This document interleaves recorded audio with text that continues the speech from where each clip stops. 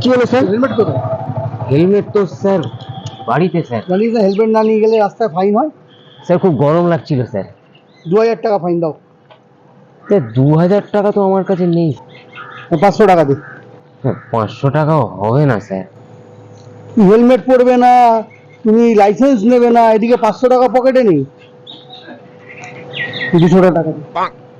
Sir টাকাই নেই sir, একটু ছেড়ে দিন না স্যার, খুব গরিব আমি স্যার। আচ্ছা শোন, 100 টাকা দে, 100 টাকা, 100 টাকা স্যার দে। নেই স্যার, ধারে চা খেয়ে এসেছি স্যার, বিড়িটা রাতে এসে কোনো জায়গা থেকে ধার করবো স্যার। তাহলে দুটো মাথার চুল ছিঁড়ে আমাকে দে। চুল? কেন স্যার?